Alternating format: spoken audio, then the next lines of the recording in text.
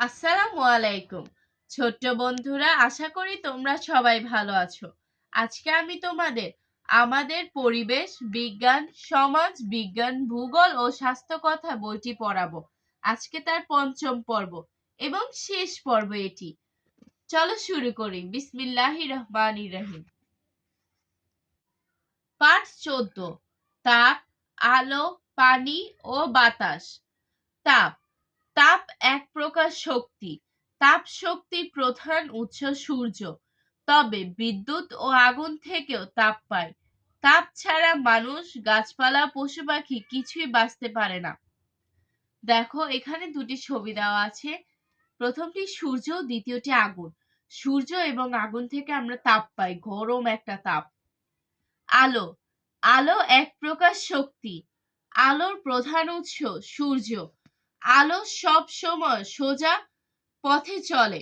সূর্য ছাড়াও চাঁদ, বিদ্যুৎ ও আগুন থেকে আমরা আলো পেয়ে থাকি।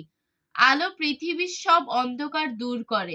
আলো ছাড়া পৃথিবীতে কোনো প্রাণী বাঁচতে পারে না। এখানে ছবি দেওয়া আছে আলোর। প্রথমটি আগুন। আগুন থেকে কিন্তু আমরা আলো পাই। যেমন মোমবাতি যখন আমরা ধরাই তখন পুরো রুম আলোকিত হয়ে যায়। বিদ্যুৎ, লাইট। এই লাইটটি যখন আমরা জ্বালাই তখন পুরো রুম আলোয় ভরে যায়। চাঁদ, দেখবে যখন পূর্ণিমা চাঁদ হয় সেই রাতে অনেক আলো থাকে, চাঁদে অনেক আলো ছড়ায়। পানি, বিশুদ্ধ পানির অপর নাম জীবন। পানি ছাড়া পৃথিবীতে কোনো প্রাণী বাঁচতে পারে না। পানির প্রধান উৎস সাগর। এছাড়া খাল, বিল, নদী নালা, পুকুর, ঝর্ণা, বৃষ্টি, নলকূপ ইত্যাদি পানির উৎস। বৃষ্টির পানিতে আর্সেনিক নেই। পানি ছাড়া কি আমরা বাঁচতে পারি বলো? দেখবে আমরা যখন কোথাও কোনো কাজ করে আসি তখন পানি খাওয়ার পর আমাদের শরীর সতেজ হয়ে যায়। এই জন্য পানির অপর নাম জীবন। বাতাস বাতাস একটি বায়বীয় পদার্থ। বাতাস দেখা যায় না, অনুভব করা যায়। বাতাসে অক্সিজেন আছে। অক্সিজেন ছাড়া কোনো প্রাণী বাঁচতে পারে না। উড়োজাহাজ, বেলুন, ঘুড়ি, বল ইত্যাদি বাতাসের সাহায্যে আকাশে ওড়ে। এখানে কিছু ছবি দেওয়া আছে। ঘুড়ি, আমরা যখন ঘুড়ি ওড়াই ঘুড়ি কিন্তু বাতাসের সাহায্যে ওড়ে। উড়োজাহাজও কিন্তু বাতাসের সাহায্যে ওড়ে। বেলুনও বাতাসের সাহায্যে ওড়ে।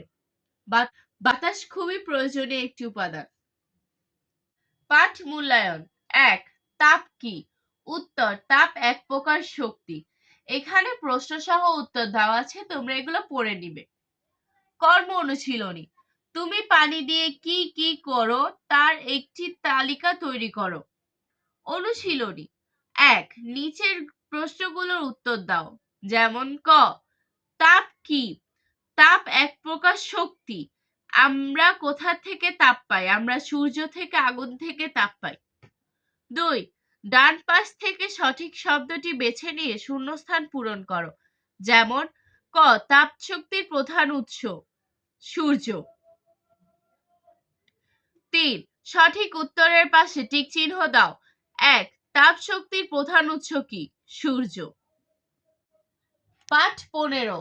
সৌরজগৎ ও পৃথিবী। সৌরজগৎ সূর্যের চারপাশে গ্রহ উপগ্রহ নিয়ে যে জগৎ গঠিত তাকে সৌরজগৎ বলে। সৌরজগতে মোট ৮টি গ্রহ আছে। যেমন ১. বুধ, ২. শুক্র, ৩. পৃথিবী, ৪. মঙ্গল, ৫. বৃহস্পতি, ৬. শনি, ৭. ইউরেনাস, ৮. নেপচুন। সৌরজগতের সবচেয়ে বড় গ্রহ বৃহস্পতি আর সবচেয়ে ছোট গ্রহ বুধ। পৃথিবী আমরা যে গ্রহে বাস করি তার নাম পৃথিবী। পৃথিবী সৌরজগতের একটি গ্রহ। পৃথিবী সূর্যের চারিদিকে ঘোরে আর চাঁদ পৃথিবীর একমাত্র উপগ্রহ। পৃথিবী দেখতে অনেকটা কমলালেবুর মতো, গোলাকার। পৃথিবীর ৩ ভাগ জল ও ১ ভাগ স্থল। পৃথিবীর আনুমানিক বয়স ৫০০ কোটি বছর। পাঠ মূল্যায়ন। এখানে পৃথিবীর ছবি দেওয়া আছে আর এখানে সৌরজগতের ছবি দেওয়া আছে। সূর্য, বৃহস্পতি, শুক্র, পৃথিবী, তারপর এটা মঙ্গল, বৃহস্পতি, শনি, ইউরেনাস, নেপচুন। পাঠ মূল্যায়ন। ১. সৌরজগৎ কাকে বলে? উত্তর: সূর্যের চারপাশে গ্রহ উপগ্রহ নিয়ে যে জগৎ গঠিত তাকে সৌরজগৎ বলে। এখানে প্রশ্ন ও উত্তর দেওয়া আছে, তোমরা ভালো করে পড়ে নিবে। কর্ম অনুশীলনী। সৌরজগতের 8টি গ্রহের নাম খাতায় লিখে রাখো এবং সহপাঠীদের পড়ে শোনাও। অনুশীলনী ১. নিচের প্রশ্নগুলোর উত্তর দাও। ক. সৌরজগৎ কাকে বলে? সূর্যের চারপাশে গ্রহ উপগ্রহ নিয়ে যে জগৎ গঠিত তাকে সৌরজগৎ বলে। ২. ডান পাশ থেকে সঠিক শব্দটি বেছে নিয়ে শূন্যস্থান পূরণ করো। যেমন: ক. সৌরজগতের সবচেয়ে বড় গ্রহ কি? বৃহস্পতি। ৩. সত্য হলে স এবং মিথ্যা হলে মি লেখো। যেমন: ক. সৌরজগতে মোট 8টি গ্রহ। এটা সত্য, তাই আমরা স লিখব। আমি এখন এই বইয়ের সর্বশেষ পাঠটি পড়াবো। তোমরা পাঠ 1 থেকে 16 অবধি সবগুলো পাঠ ভালো করে দেখবে এবং বুঝে বুঝে পড়ার চেষ্টা করবে, তাহলে অনেক কিছু শিখতে পারবে। চলো শুরু করি। পাঠ 16, স্বাস্থ্য কথা ও পরিষ্কার পরিচ্ছন্নতা।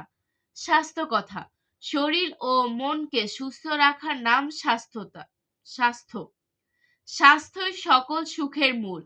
স্বাস্থ্য ভালো থাকলে আমাদের দেহ ভালো থাকে, দেহ ভালো থাকলে মন ভালো থাকে, মন ভালো থাকলে পড়ালেখায় মনোযোগ হওয়া যায়, খেলাধুলা করতেও ভালো লাগে, আর সব কাজে উৎসাহ ও আনন্দ পাওয়া যায়। দুধ একটি আদর্শ খাদ্য। স্বাস্থ্য ভালো রাখার নিয়ম। স্বাস্থ্য ভালো রাখার জন্য কিছু নিয়ম মেনে চলা উচিত। যেমন: ১. প্রতিদিন ভোরে ঘুম থেকে উঠতে হবে। ২. ঘুম থেকে উঠে জরুরি কাজ সেরে সাবান দিয়ে ভালো করে হাত ধুতে হবে। ৩. নিয়মিত সকালে ও রাতে দাঁত মাজতে হবে। ৪. নিয়মিত গোসল করতে হবে। ৫. বিশুদ্ধ পানি পান করতে হবে। ৬. খোলা খাবার খাওয়া যাবে না। ৭. হাত ও পায়ের নখ নিয়মিত কাটতে হবে। ৮. নিয়মিত খেলাধুলা ও ব্যায়াম করতে হবে। এখানে কিছু ছবি দেওয়া আছে। প্রথমটিতে বলা আছে সকালে ঘুম থেকে ওঠা, সাবান দিয়ে হাত ধোয়া, নিয়মিত দাঁত মাজা, বিশুদ্ধ পানি পান করা। পরিষ্কার পরিচ্ছন্নতা। পরিষ্কার পরিচ্ছন্ন থাকলে দেহ ও মন ভালো থাকে, এর ফলে অসুখ বিসুখ খুব একটা হয় না। ঘর বাড়ি পরিষ্কার পরিচ্ছন্ন রাখা প্রয়োজন। যেখানে সেখানে ময়লা আবর্জনা ফেলা যাবে না। নির্দিষ্ট স্থানে ময়লা আবর্জনা ফেলতে হবে। বিদ্যালয়ের শ্রেণীকক্ষ পরিষ্কার পরিচ্ছন্ন রাখতে হবে। পরিষ্কার পরিচ্ছন্নতা ঈমানের অঙ্গ। এখানে একটি ছবি আছে, শ্রেণীকক্ষ পরিষ্কার পরিচ্ছন্ন রাখা। কর্ম অনুশীলনী। বিদ্যালয়ের শ্রেণীকক্ষ কিভাবে পরিষ্কার পরিচ্ছন্ন রাখা যায় তার একটি তালিকা তৈরি করো। তোমরা এই বইয়ের প্রথম পর্ব থেকে এই পঞ্চম পর্ব অর্থাৎ শেষ পর্ব অবধি ভালো করে দেখবে, তাহলে অনেক কিছু শিখতে পারবে। ভালো থাকবে, ভালো ভাববে, ভালো থাকবে। আল্লাহ হাফেজ।